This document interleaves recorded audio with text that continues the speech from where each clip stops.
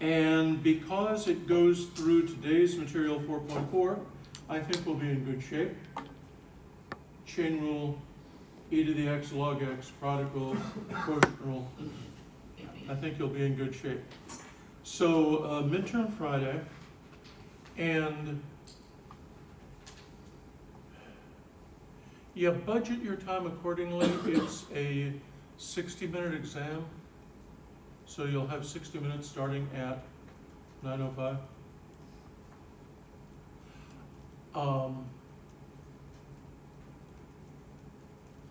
And let me also remind you of, no, I'm sorry. I'm thinking of my calculus class.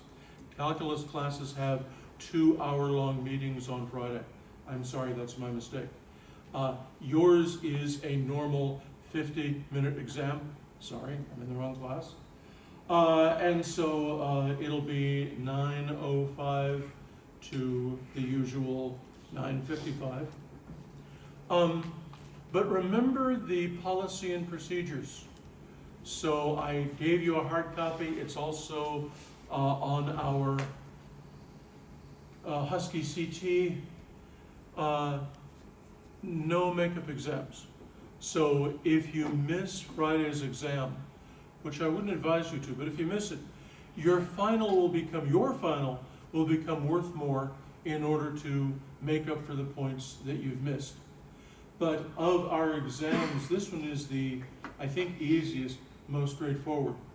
So please do everything you can to be here on Friday. Otherwise, your final will be worth more to make up for the points that you've missed. Also, there is a study guide for the exam on my class website. And so it doesn't have problems, but it tells you how many problems, what order they're in, how many points they're worth, what section they're from. And it basically, everything's in order as we've done it in the course. So if you want to make up your own sample exam, just choose some of the homework problems out of the section and make yourself do it in 50 minutes. So no one problem is terribly hard. It's just you've got like, what, 11 or 12 of them to do in 50 minutes? So you can't pause and hum and haw. You gotta know how to do the problems. Okay. So we're in 4.4, our last section before the exam. And we're on problem 5. Here they give us e to the 2x squared plus 1. This is a chain rule problem. We want to find the derivative. Well, if you like my template, my boxes, here's the way I've tried to explain what to do in terms of boxes. E to the box is its own derivative, step 1. Step 2, you multiply by the derivative of what's inside the box. That's the template that you use for this problem. So, e to the box, don't change anything, times now, I need the derivative of the inside. Just look at the inside. 2x squared plus 1, isn't that 4x? 2 is a coefficient, it stays. The old power is the new coefficient, 2 times 2 is 4. The new power is 1 less. Are we okay with these? Anything you want to ask?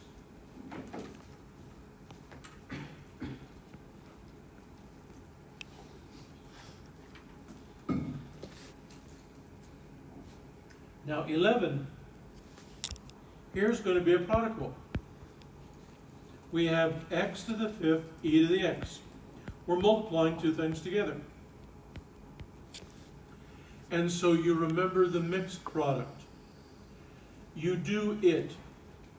You take the derivative of the first factor times the second unchanged, plus now the first factor unchanged times the derivative of the second factor, but remember the derivative of e to the x is e to the x. It's the only function which is its own derivative. And number 15.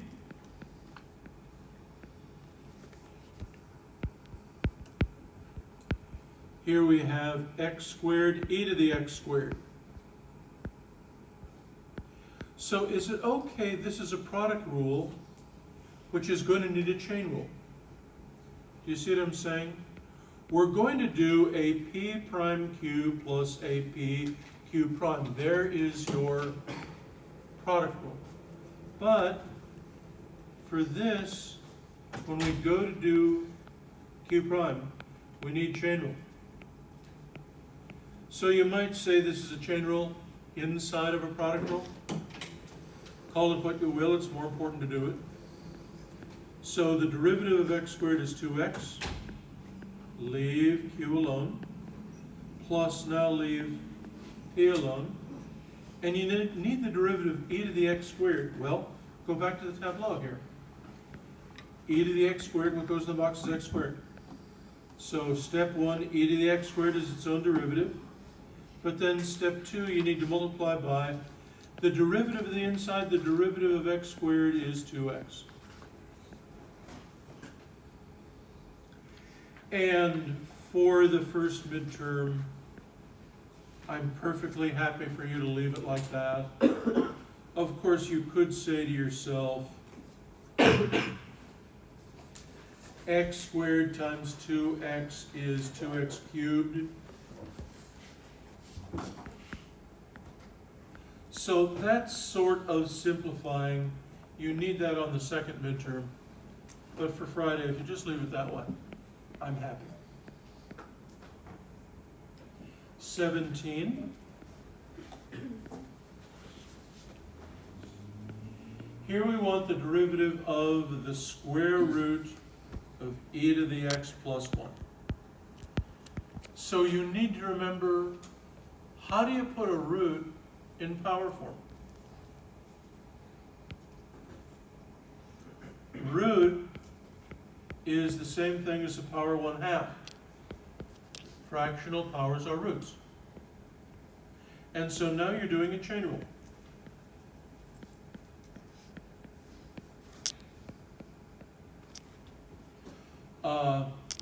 Does my template help any?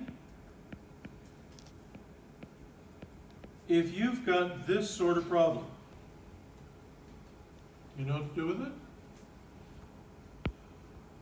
You first take the derivative of the outer function.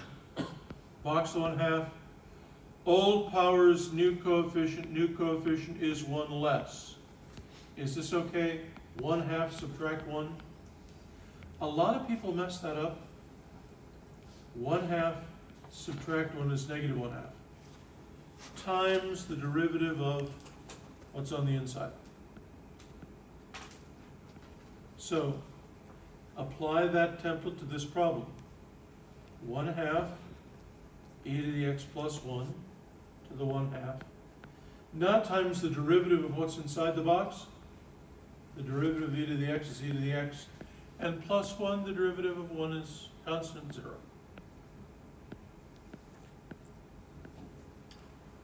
Are we okay? Please ask if you're not following.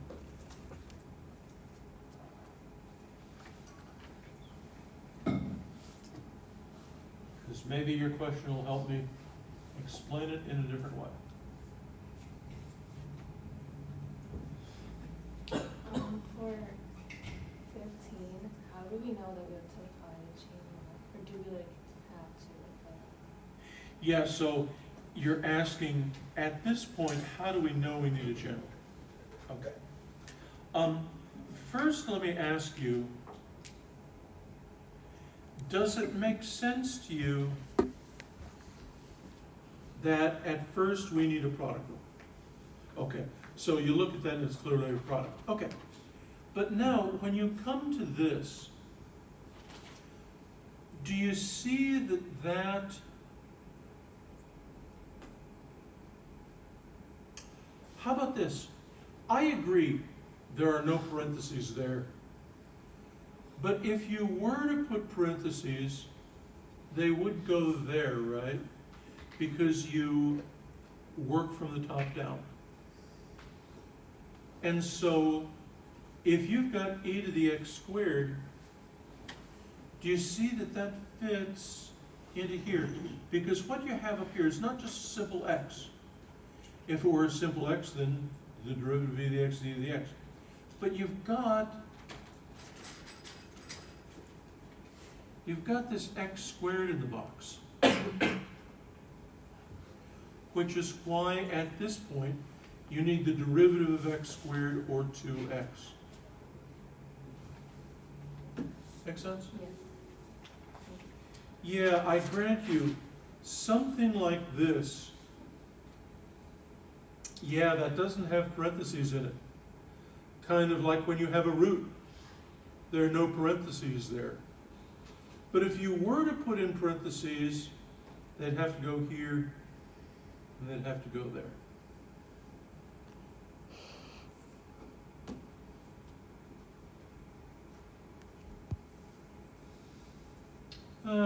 23.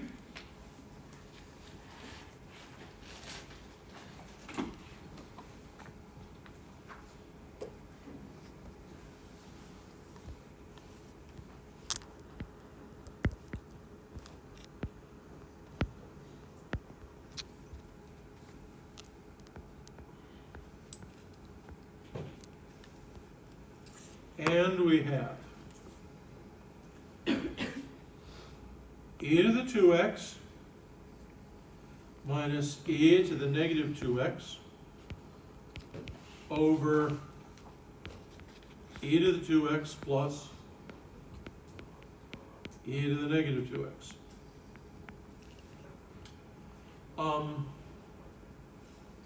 They're not just making these things up to mess with you. This actually is a useful thing. In a different context, it would be called the hyperbolic tangent. So, you know, they're not just whistling Dixie here. It means something. Do you see that it's a quotient rule?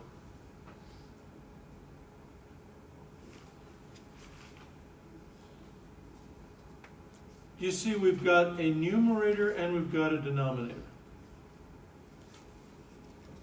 So what we're going to do is our quotient rule, which says denominator times derivative of numerator minus numerator times derivative of denominator over denominator squared. So we're going to do that to this. The only thing to be careful of, you are going to need chain rules.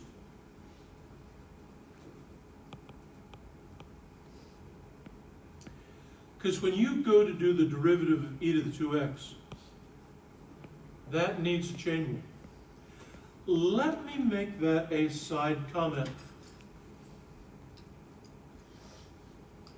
Before we get into this, let me just look at that piece.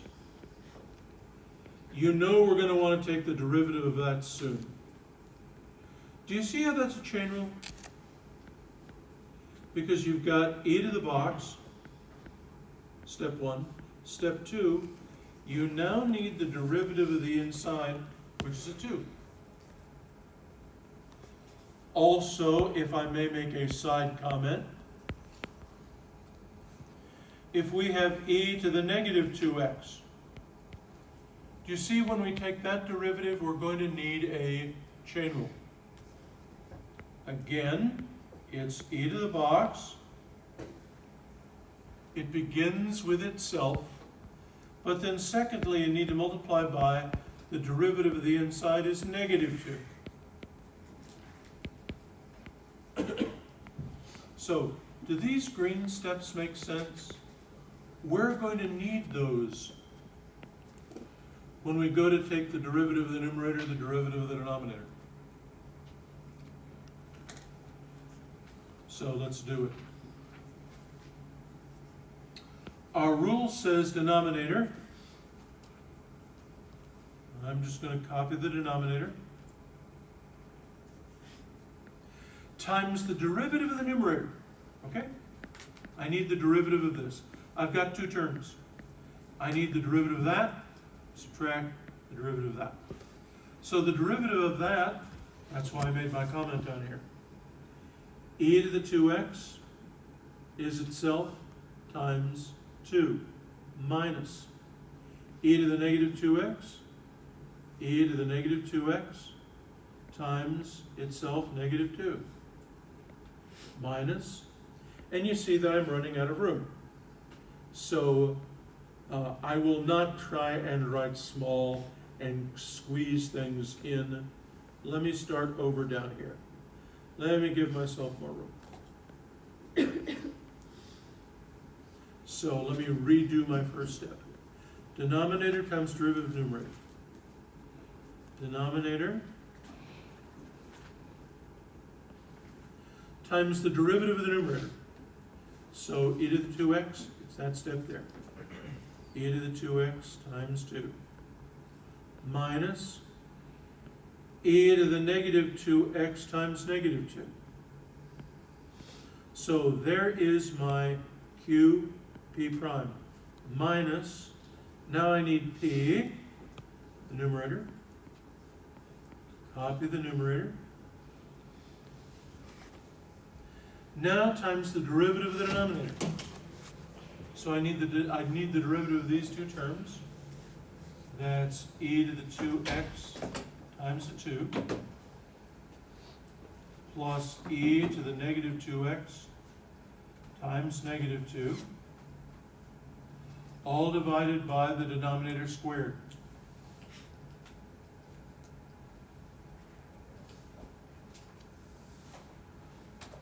Okay? And leave it that way. It does clean up. If you were to multiply these parentheses out, it does simplify. But for the first midterm, don't. Just leave it that way. That way I can look at this and I can say, oh, you understand how to do the quotient. Are we okay there? Any questions? So let me also say about Friday's midterm.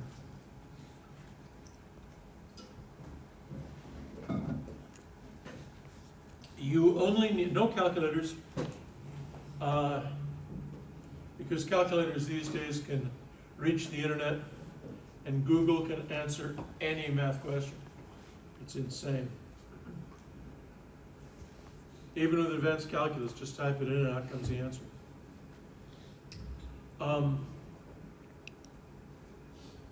So you only need to bring writing materials. I don't care if you use pen or pencil. I will give you a blue book and the questions. The questions are on a white sheet of paper. You're going to keep that white sheet because the best way to study for your final is to know your midterms. So keep the white sheet. You're going to write everything in the blue book. Turn the blue book into me. Show your work. Put everything in your blue book. Show work. Don't write anything on the white page that you want me to see, because you're going to keep that.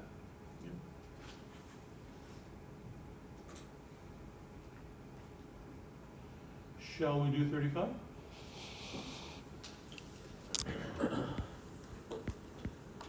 So here we have x squared, the log of x squared. Does my template help you any? When we apply chain rule to log box,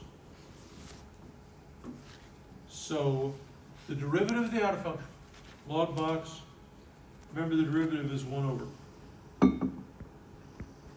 Step 2, you multiply by the derivative of what's inside the box. So there's your template for the chain rule of a logarithm. So I want this. It's going to first be a product rule. So it's going to be a p prime q plus a p q prime. But you see, when we do the q prime,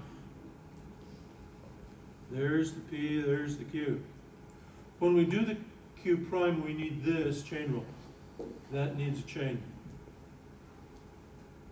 So, p prime is 2x, log of x squared, plus p is x squared, and now p prime, q prime, I'm sorry, the derivative of log x squared. That's 1 over box times the derivative of the inside of the box. And feel free to leave it that way. Yes, of course, x squared over x squared is equal to 1, but you don't have to do that. Just leave it. It's all right. The point of the first midterm is for me to see that you have learned these nuts and bolts about the shortcuts of calculus.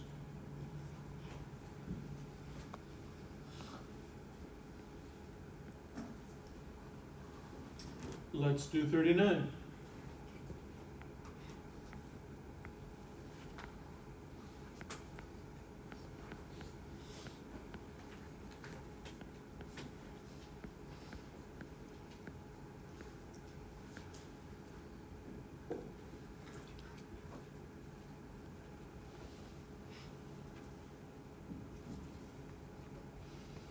I want the log of, I know the book loves these absolute value signs.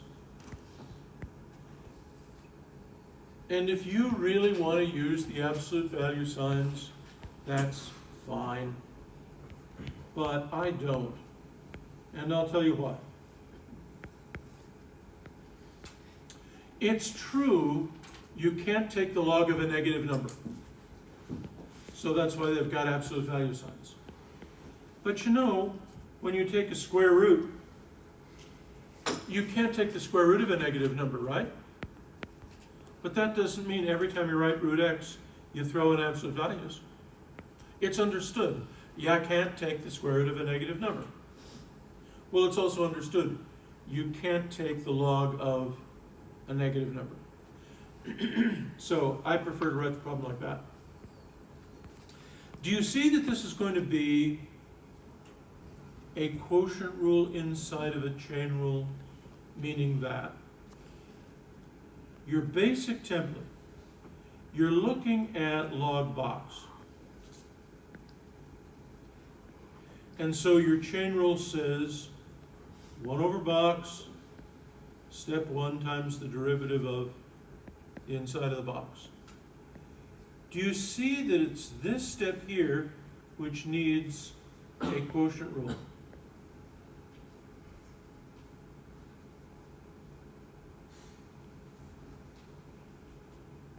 So, let's do it. I want the log of x over x plus 1. So according to my template, it's 1 over box. And here I want the derivative. Here I want the derivative of what's inside the box. Do you see that's a quotient rule? That is a qp prime minus a pq prime over q squared. So when I go to do the derivative of the inside, that's where I need a quotient rule. So 1 over box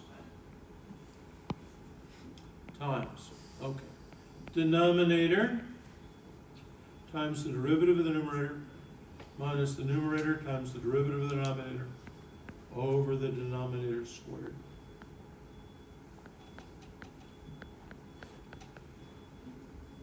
And again, I'm perfectly happy for you to leave it that way. It does clean up nicely, and maybe I should show you. But let's leave it that way. Let me back up and go over it again. This is a good problem. I've got the derivative of the log of a quotient. So it's first a chain rule. When you take the derivative of log box, it's 1 over box, and then I need the derivative of the inside. But you see, the inside is a quotient.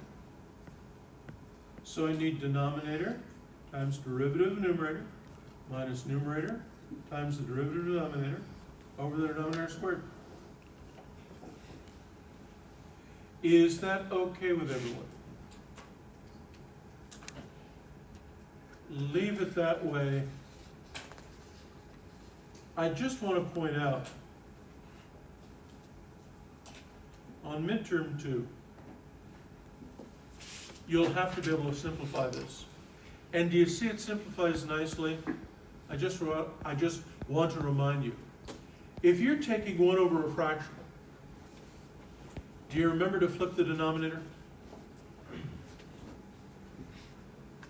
If I've got 1 over a fraction,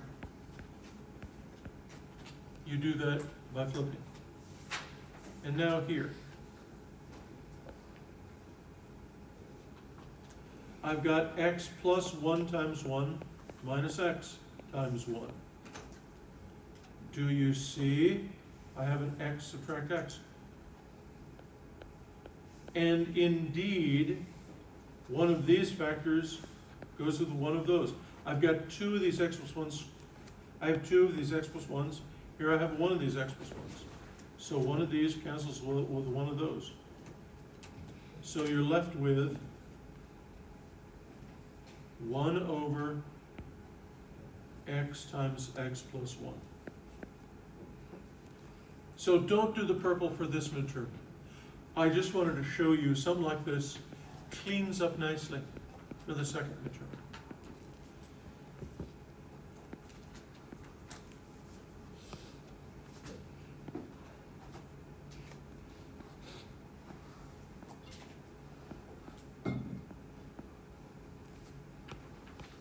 '45.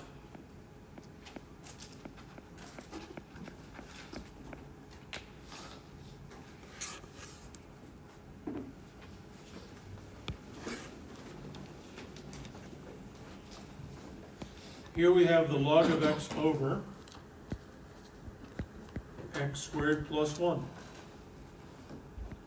So is it clear that's a nice quotient rule? I want the derivative. So it's going to be a quotient rule.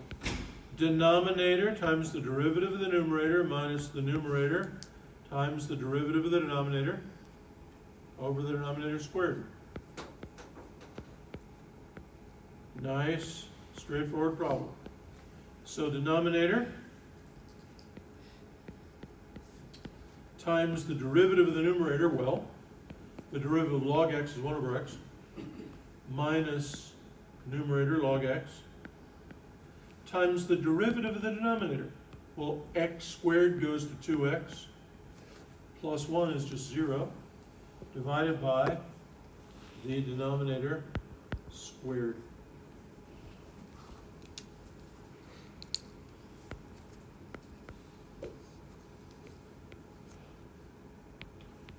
And let me grab my red pen.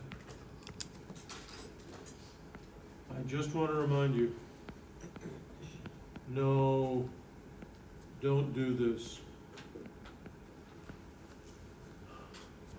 About a fourth of you will do it anyway. You get the numerator backwards. You do p q prime minus qp prime. You do that first and that second. It's subtractive. This red becomes the negative of the black. So you write p q prime minus q p prime.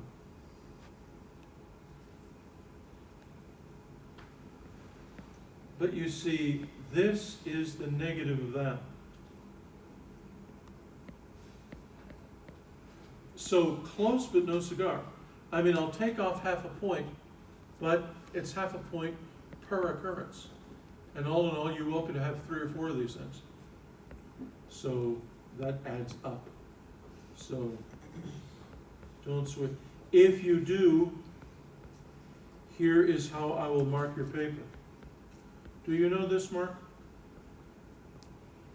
That's a proofreader's mark. Say if you misspell a word. I don't know, friend. F-R-I-E. So if you misspell a word, an editor, does that mean you can switch the two? So if you see that mark, that means you did the opposite.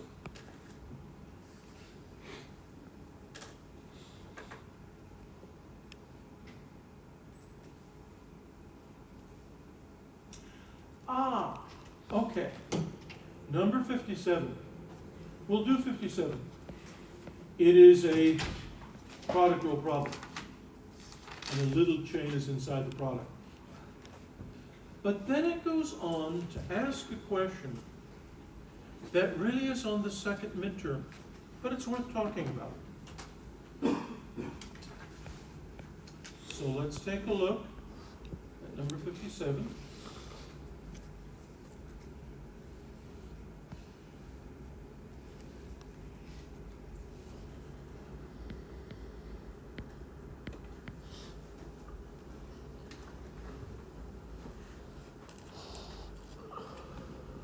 We have x squared e to the negative x. And it says find the derivative. So dy dx, we want the derivative of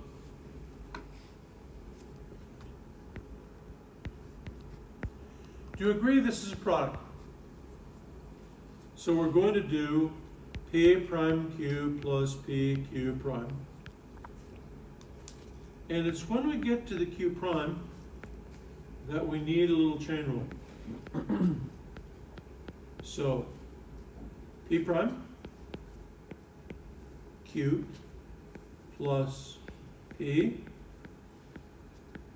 And now I want q prime. I want the derivative of e to the negative x. Well, e to the negative x is at first itself times then the derivative of the upstairs. The derivative inside the box is negative 1.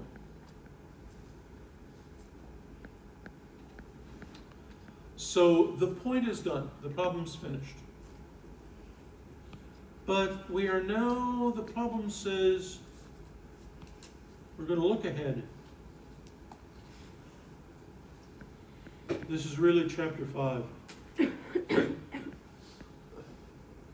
Notice the instructions say, find where the derivative is 0. So that's not so much, that's not on this midterm, but it becomes warp and woof of the second midterm. For what x is the derivative equal to 0? Well, let's take a look here. dy dx. This is 2x e to the negative x. And this minus, can I put that out in front?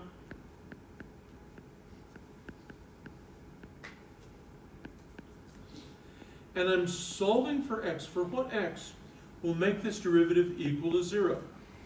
So what I'm saying is you set this derivative equal to 0 and solve. Okay, this is looking ahead to the new material. Do you remember doing this kind of thing back in high school? The only way you want this to equal 0. Well, let's factor it. You can factor an x and an e to the negative x. So there are two terms here. Here's a term, here's a term. What are the factors common to those two terms? They both have a factor of x. They both have a factor of e to the negative x, which is leaving me here only with 2, and here it's only leaving me with x.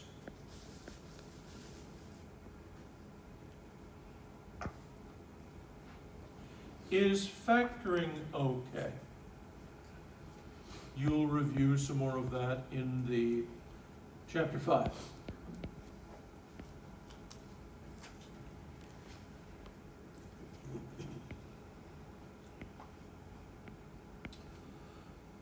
So remember, a term is something that's added or subtracted. A factor is something that's multiplied. So this is a term and this is a term. This has two terms.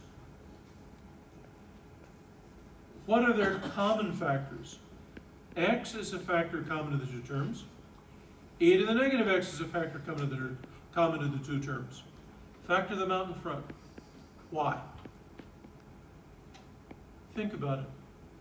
Over the real numbers, a product is zero only when one or both of the factors is zero. Right, if you got A, B equals 0, the only way two things can multiply out to 0 is if one or more of them are 0. So A is 0 and or B is equal to 0. At least one of them has to be 0. Well, look at this. The only way that could equal 0 is if x equals 0. Remember what e to the x looked like? Remember, e to the x is negative. E to the x is never 0. Likewise, if you flip it, y equals e to the negative x.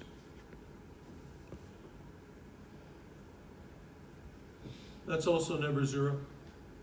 So e to the x, e to the negative x, they're never 0. So x here could be 0, or what value of x would make that 0? X equal to 2. So here are the two values of x. That'll make the derivative 0. Why do you care? Because. Let's go back to that old situation. Here's the ground. You're standing there with a baseball. You throw the baseball straight up into the air. It rises for a while, then turns around and comes back down. As long as the baseball is rising, its speed is positive. But when the baseball is falling back to earth, its speed is negative. And remember, speed was the first derivative. So as long as the baseball is rising, the speed f prime is positive. When the ball is falling back down to earth, the speed is negative. Which means right at the top, speed has to be 0. Where the baseball turns around, its speed goes from positive to negative. In other words, the speed there at the top has to be 0. In other words, maximum occurs when the derivative is 0. Where we're going with this is marginal profit. Your profit is maximized when the marginal profit is equal to 0. It's exactly the same thing. So that's what we're looking at in chapter 5. We're going to call, where the derivative is 0, we're going to call these critical values. Critical values or critical points.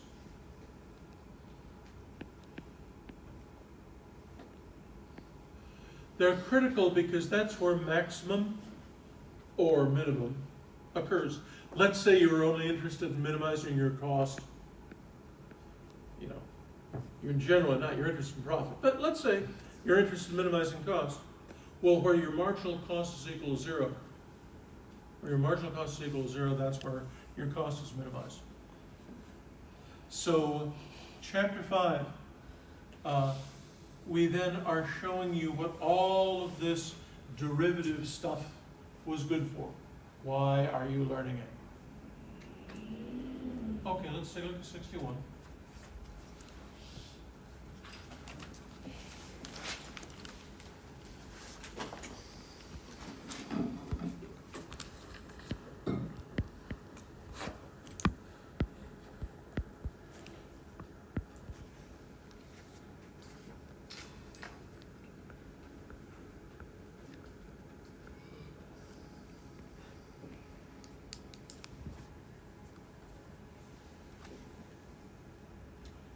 And they give us y is equal to the log of x over x squared. Well, do you see it's essentially a quotient? If I've got the derivative of p over q, you remember the quotient rule? Denominator times derivative of numerator minus numerator derivative of denominator over the denominator squared. So, dy dx is denominator times the derivative of the numerator minus the numerator times the derivative of the denominator over the denominator squared. You're squaring a square. And as I say, for midterm 1, go ahead and leave it that way. But of course, these instructions are beginning to look ahead to chapter 5. Find where the derivative is 0. So, let's go ahead and simplify.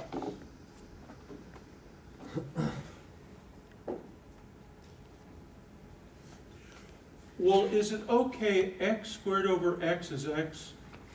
Is that okay? 1x cancels numerator and denominator. And here I have 2x log x. And here, if I square a square, isn't that x to the 4th?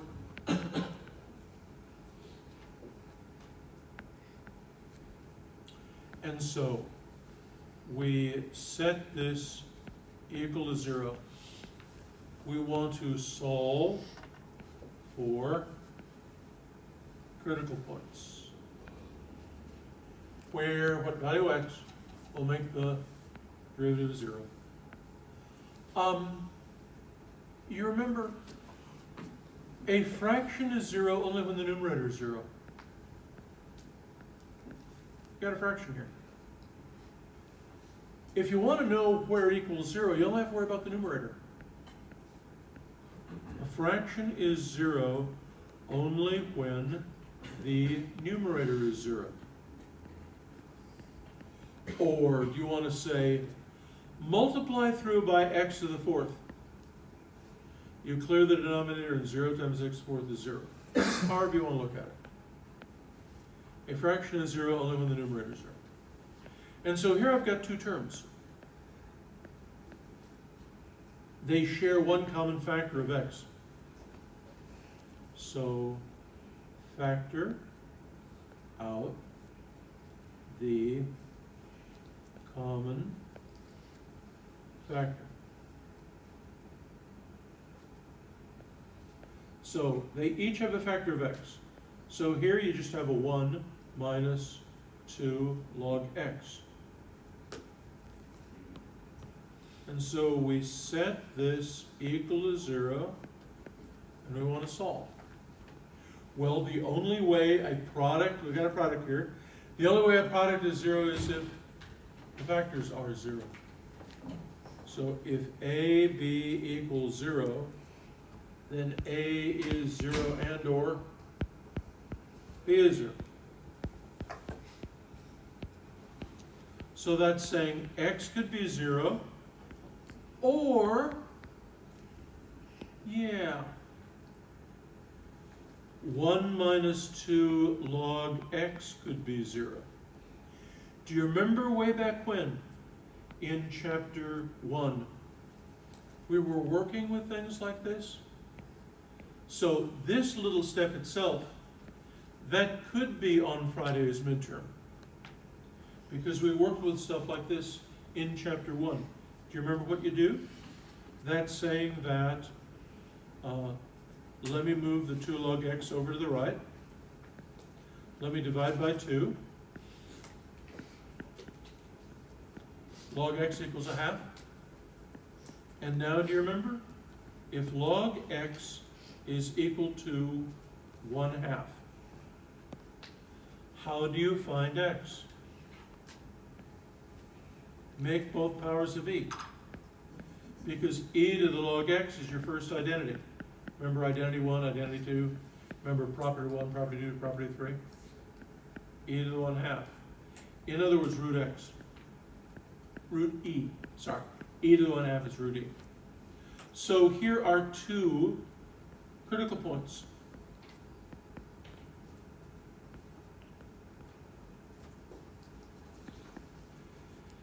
X could be 0 or x could be root e.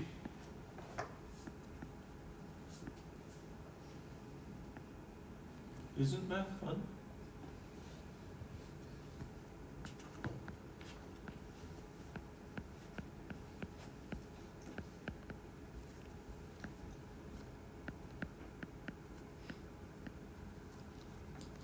Okay, and now we have one word problem, number 63,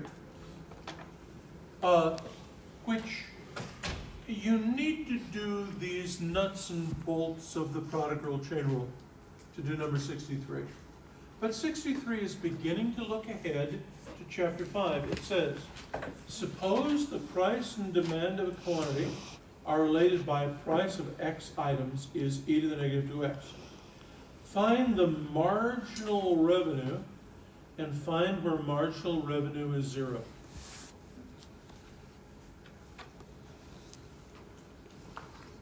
Okay.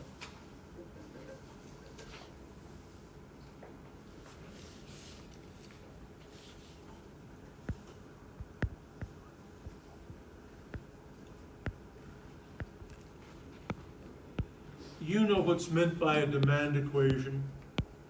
Your price is given as some function of quantity.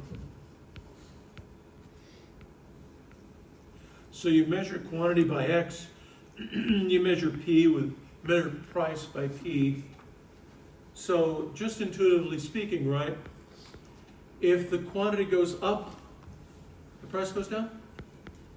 If you flood the market with lots of the item, the price drops. Likewise, if the quantity shrinks, all of a sudden becomes scarce, you'll pay more money for it. Price goes up.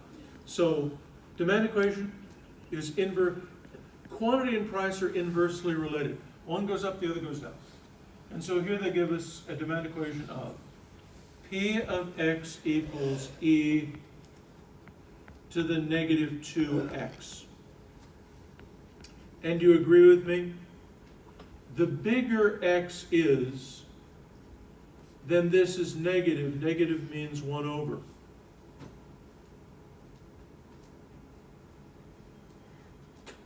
Right? Negative 2x means 1 over. So if x gets big, price gets small. If x gets small, price gets larger. And so they say, what's revenue? Well, you know that revenue is price times quantity.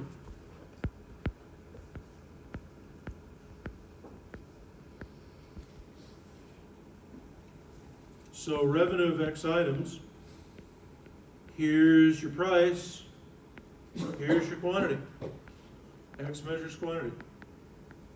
So you want marginal revenue? Isn't that a product rule? P prime Q plus P Q prime, chain rule, the derivative of negative 2x is negative 2. So we've come out with e to the negative 2x minus 2x e to the negative 2x. And so for midterm 1, you'd leave it that way. But you see, they're starting to look ahead. They're starting to look ahead. And they're saying, okay, set that equal to 0. Where does marginal revenue occur? In other words, maximize your revenue. Well, you got two terms, can you factor it out and leave in your 1 minus 2x? And so e is never 0. But here, if that was 0, x would be 1/2. Are we okay? 1 minus 2x When x is half, that equals 0. So that is where marginal revenue is 0.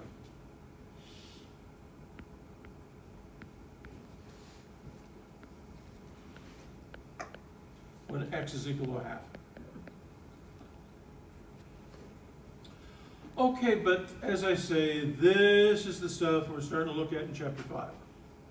So Friday's midterm, you'd stop there, just do the derivative. The first half is just the nuts and bolts about calculus and the derivative. And the second half, we're then worried about what can you do with it all. So on Wednesday, we'll start talking about chapter 5, and then on Friday, you have your intern. See you Wednesday.